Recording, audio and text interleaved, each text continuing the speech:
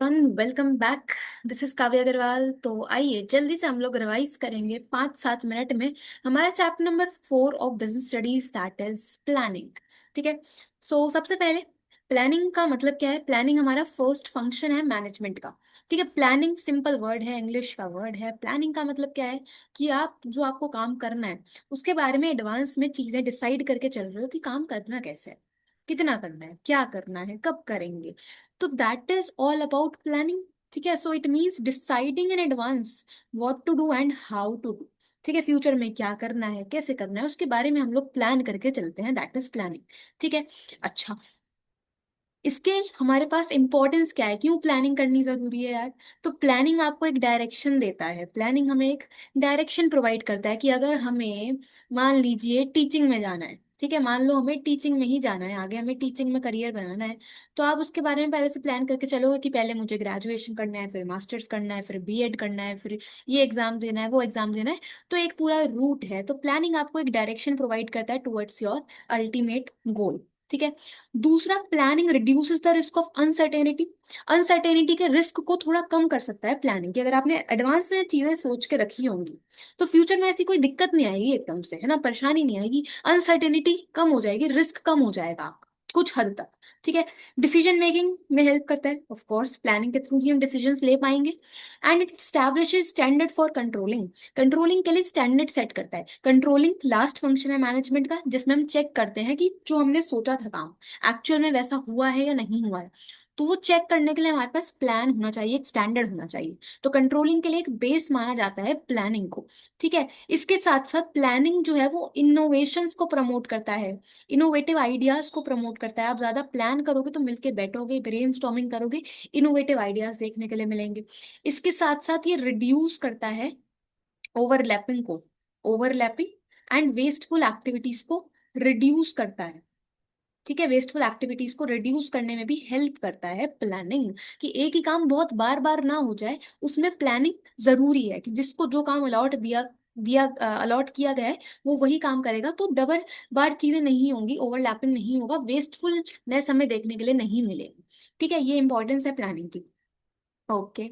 इसके बाद आ जाओ आप लोग लिमिटेशंस ऑफ प्लानिंग। ठीक है। प्लानिंग की लिमिटेशंस क्या क्या हैं।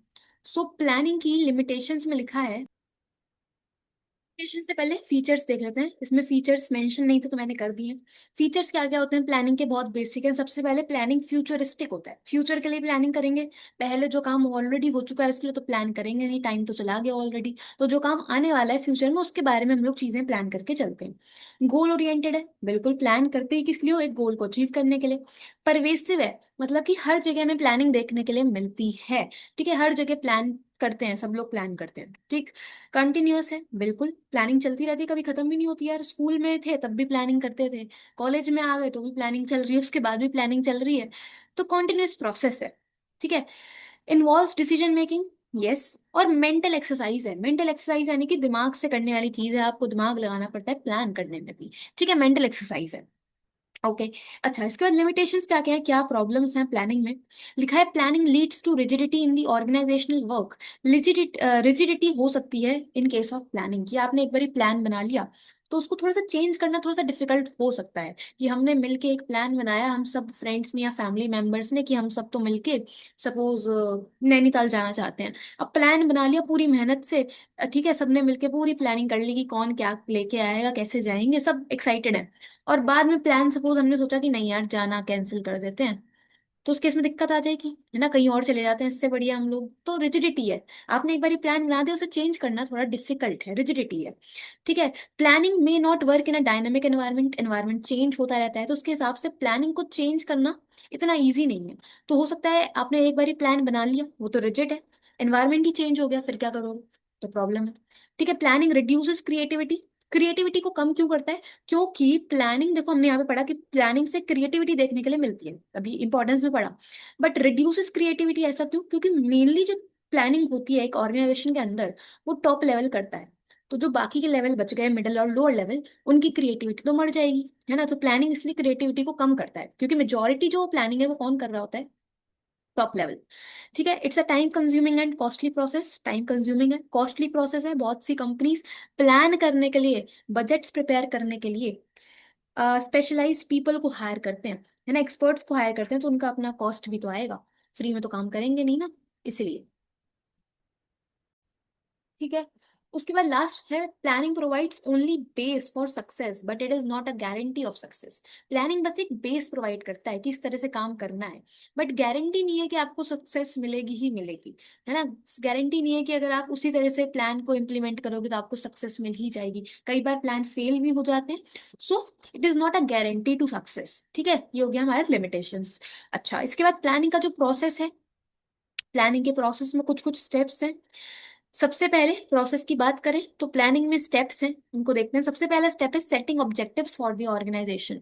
हमें सबसे पहला काम क्या करना है, अपनी ऑब्जेक्टिव सेट करने हैं ऑर्गेनाइजेशन के लिए, कि आपको अचीव क्या करना है, गोल क्या है, दैट इज सेटिंग ऑब्जेक्टिव। ठीक है, दूसरा हम डेवलप करेंगे प्रेमिसेस। प्रेमिसेस का मतलब अजम्पशंस। हर एक चीज में आपको कुछ कुछ अजम्पशंस लेके चलनी पड़ेंगी, अजम्पशंस लो।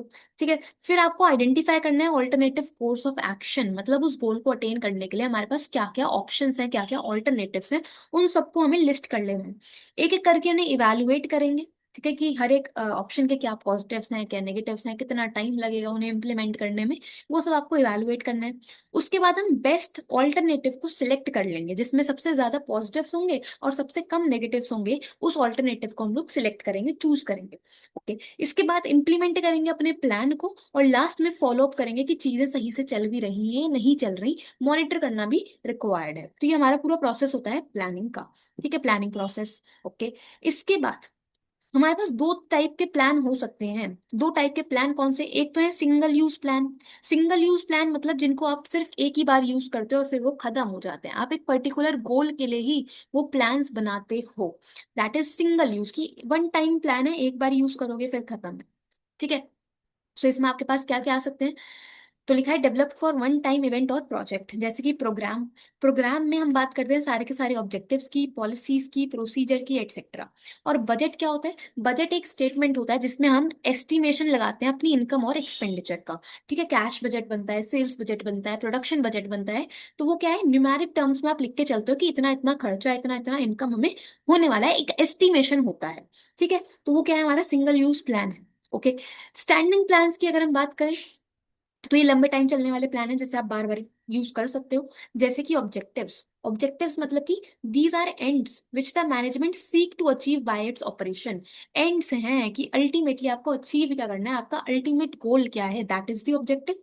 ऑब्जेक्टिव है कि हमें अपनी सेल्स 20% बढ़ानी है नेक्स्ट ईयर के अंदर, वो हमारा ऑब्जेक्टिव है, गोल है। ठीक है, दूसरा है स्ट्रैटेजी। स्ट्रैटेजी का मतलब क्या है, स्ट्रैटेजी का मतलब है आप एक पूरा का पूरा कॉम्प्रिहेंसिव प्लान बना के चल रहे हो कि हमारे गोल्स क्या क्या होंगे, हम उन्हें अकम्प्लिश करने के लिए हमारे पास क्या क्या ऑप्शंस होने वाले हैं। ठीक है, हम रिसोर्सेज को कैसे एलोकेट करेंगे, वो सब हमारी स्ट्रैटेजी में आती है।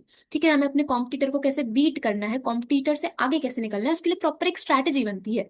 So it refers to future decision defining the organization direction and scope in the long run. Long run की बात होती है कि फ्यूचर में क्या डिसीजंस लेने हैं, ऑर्गेनाइजेशन किस डायरेक्शन में जाएगा, वो आती है आपकी स्ट्रैटेजी के अंडर। ठीक है, तीसरा है पॉलिसी।